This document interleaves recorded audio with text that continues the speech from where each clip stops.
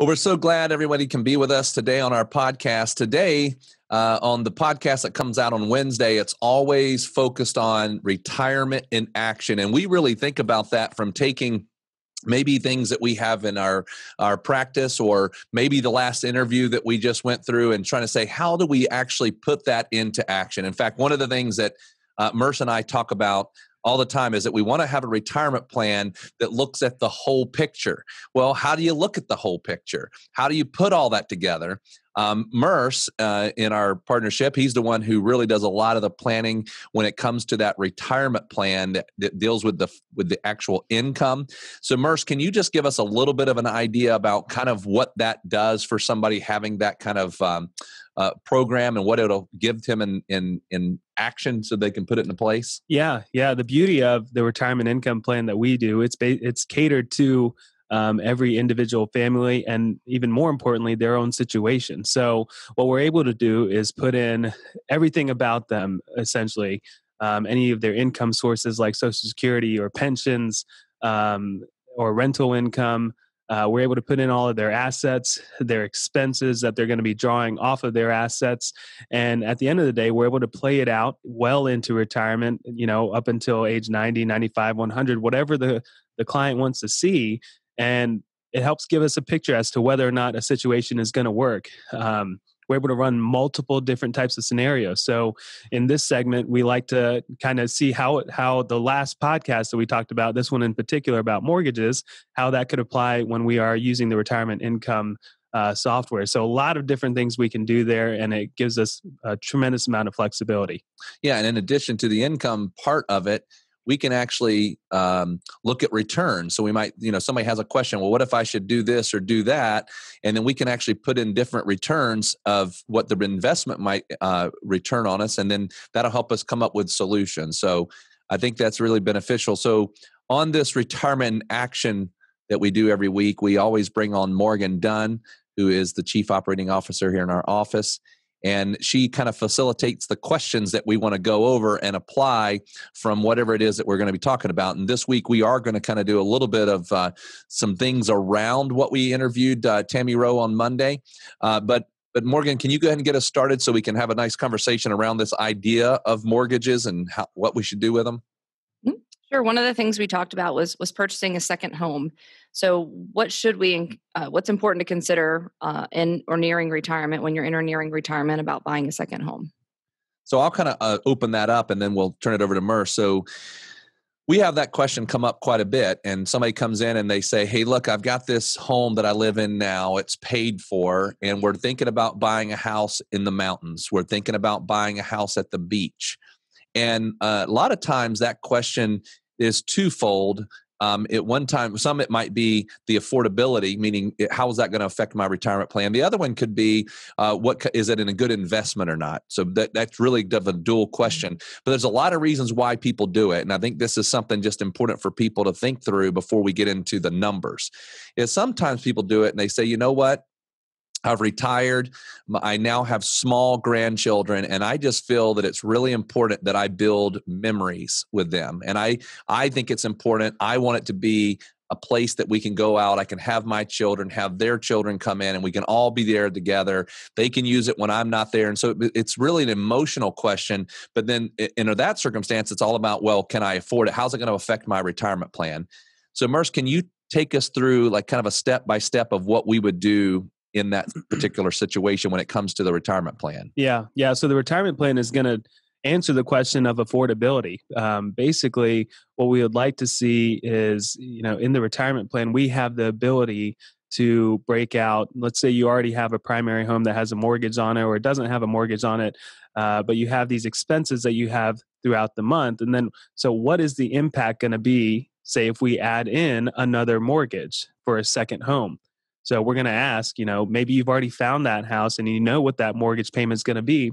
We'll put that number in, whatever it is, we'll put it in, and we're going to run it as a fixed addition to the expenses for, say, depending on your term, maybe 10, 15, 20, 30 years, whatever you have it mortgaged for, and see if it's affordable. When I say affordable, what's the impact going to be as far as our cash flows, a drawdown on the overall retirement assets, and is it going to impact, the projection as far as are we going to run out of money or not? Another way that we could look at it is, well, what if we want to buy that in cash? Well, where's the cash going to come from? We have some assets that we have gathered over the years and saved, and now we're thinking about buying a second house, and we want to buy it for cash. So maybe we want to draw the payment or the ability to buy the house from, let's say, a taxable account that we have a sizable amount there. And so if we reduce that taxable account by, say, $200,000, $300,000, $400,000 for that second house to buy in cash, well, what type of impact is that going to have on the bottom line as far as, does it put us in a situation of running out of money?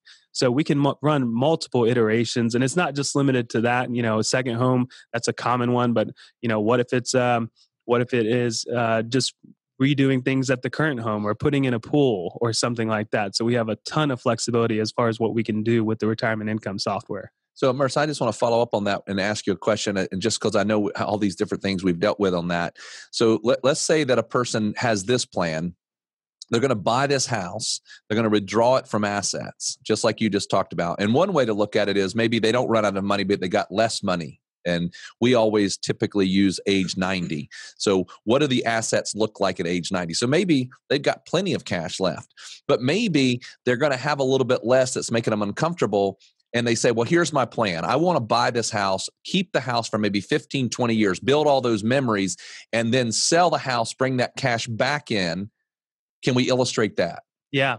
And we do that quite a bit, actually, because sometimes people do want to keep two houses, but a lot of times the situation is, you may want to have it for some time, but not for the entirety of your life. So you do decide to get rid of that second house. And the way that we can illustrate that is pretty much we will take the cash asset out of, say, an account to go buy the house, and then illustrate it coming back in essentially when we put it back up for sale, say 10, 15, 20 years later, we put it back up for sale.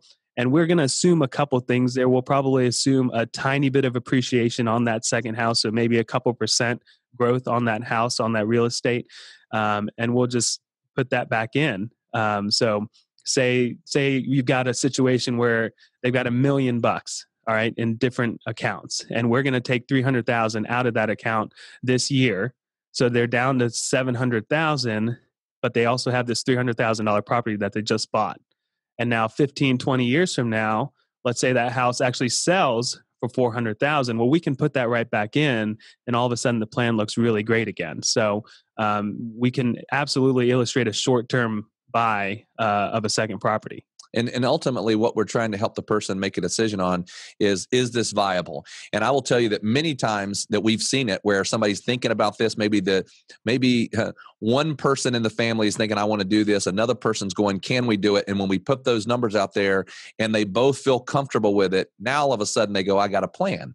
And now I can move forward because we've got real knowledge. And that's the power of having something where you put it into a plan and put it in front of you. So just wanted to spend a little bit of time on that. Sorry if I took up too much time, Morgan, before you got to ask your next question. No, another question that comes up a lot, especially in regards to home purchases or mortgages, is should someone pay off a mortgage? They're nearing retirement. Should I just go ahead and pay this off to get rid of that portion? Well, and we get that all the time. So, I always start off with this as I'm talking to folks, and I say, look, first of all, paying off the mortgage sometimes is purely emotional, meaning I just don't want that payment anymore. I'm close. I only owe, $100,000, $150,000, whatever it might be. And I've got the cash. I got it in savings. I'm now retiring, and I don't want the house payment anymore. And so that's just an emotional thing. But then they'll say, does it make financial sense? And there's a couple of different ways that we do it. One is with the retirement analyzer that we just talked about with that Merce just described. And I'll let him kind of walk you through what we do in that area. But one first step is to look at what I call cash flow, the return of cash flow, more than the return on the money. Because here's what people say sometimes on that. They'll say, I've got a mortgage. The rate on the mortgage is only 3.5%. But I'm only making maybe in my cash 1% or 2%. or maybe I'm making 2 or 3, and I'm trying to make a decision as which one is better for me. Because if I pay the house off, I'm taking money over here that's maybe the low interest rate, and I'm doing it over here. And that's one way to look at it. But the way I look at it is this way. What is your payment? And then we can come up with what amount of cash it would take to generate that kind of cash flow. Let me use an example. A person owes $100,000 on their house. The rate or the interest rate is only 3.5%. But I say, what is your principal and interest payment? And they say it's $700. If it's $700, that's over a 7% cash flow. So now I ask this question. Do you think that if you took $100,000, put it somewhere, you could get a 7% guaranteed cash flow off of it? And they say, absolutely not. Well, then the math is pretty easy. Pay the house off. Because as soon as you pay the house off, it is as if you just brought in 7% cash flow on that $100,000. You took $100,000 in the bank that was only giving you 2. You went and paid off a mortgage, and it all of a sudden gave you $700 a month of cash flow in the house. And once we look at it that way, it just makes it's like a no-brainer. But Merce, can you walk through how we do that within the retirement analysis? And by the way, I just want to preface this so you can think about it. Somebody might say, I'm not going to pay it off this year, but I'm going to pay it off in 2 years. And how do we do that in the retirement analyzer? Right. So pretty much we're going to look at it very similar to the way that Radon just explained. So cash flow is king when it comes to retirement. You want to have enough dollars coming in, and sometimes that mortgage can be a strain on your monthly cash flow from a retirement perspective. So we'll illustrate, maybe that mortgage is $1,000 a month. And so we will run 2 different scenarios. One, keeping the mortgage in there. And ultimately what we're looking at, keeping all things equal, is what is our asset value at, say, age 90? And then we'll compare it to taking out that mortgage payment of $1,000 a month, which in all essence, what that does is increase your cash flow, which means you're reducing the draw off of your retirement assets. And we'll compare it to the original scenario. So which one at the end of the day do you have more assets left over with?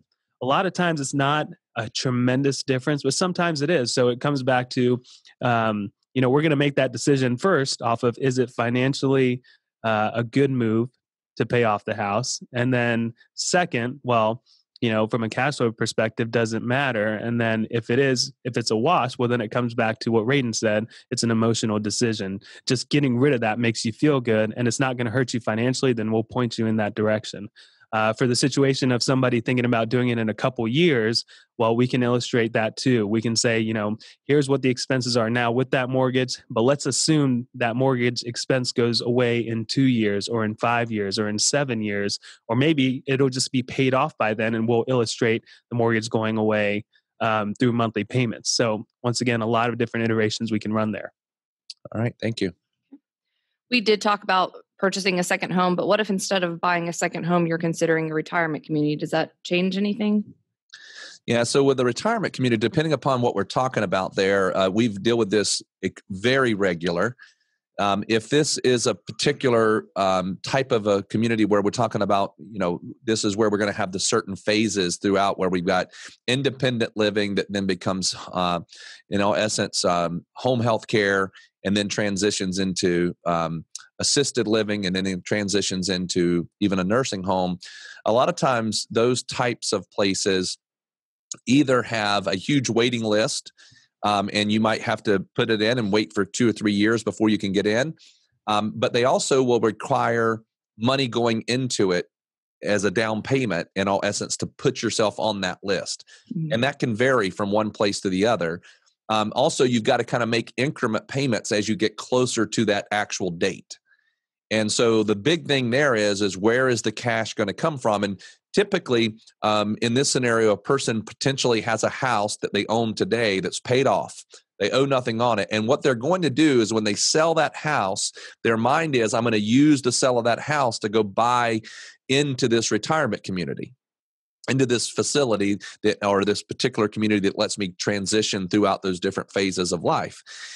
And so they go, wait a minute, I don't have that cash yet. When I sell my house, I'm going to have this reinflux of cash. So Merce, can you walk us through that scenario of what we would do there? Like what the mentality of a person would be, maybe where they might take the cash from, and then how they're going to replenish it. Yeah. So this is actually pretty fresh in my mind. We've been doing these scenarios for a couple of different clients that are in this exact situation.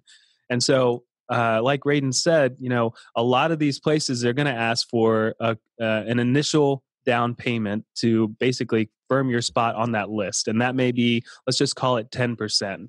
All right. So we will put that in to the retirement analyzer and say, okay, this 10% is going to go out of our asset base over to the company. The next part of that is at some point, typically about a year from that 10% payment, they're going to ask for another 40% to get you to being 50% into that buy-in. So we're going to illustrate that as well. Whatever that number is, we'll say, okay, basically the retirement assets have cut a check for another 40% into this retirement community. Then another part is the last payment, which is another 50%. We'll show that as well. But it's not all done usually once you do these buy-ins. So say you bought in, but now you have a monthly expense there, kind of like rent. So you no longer have the mortgage, but you are now picking up rent to stay in this community. So we also have to think about that from a cash flow perspective. We have to have the ability for our assets to actually pay that monthly additional rent to the retirement community. So a lot of things that are moving there that we can work through and kind of illustrate. And then oftentimes, usually you're moving into a place like this because you want to be taken care of typically at times when health gets difficult. So when health gets difficult, there's also increased expenses there. So we can show someone, maybe they move in there at age 75, but they're worried by the time that they hit 82, 83, 84, that they're going to have an additional expense for extra, call it long-term care expenses. So we can also illustrate that. The biggest thing is we need the information as far as what the numbers are, what the monthly rent's going to be, what the buy-in is going to be, but we can do that. And then as far as the affordability part of it, we take a look at, what assets do we have that are actually, from a tax perspective, advantageous to use. And so we'll simulate a chunk of money coming out of an investment account, typically not an IRA account, because that's a lot of taxes due on a big payment.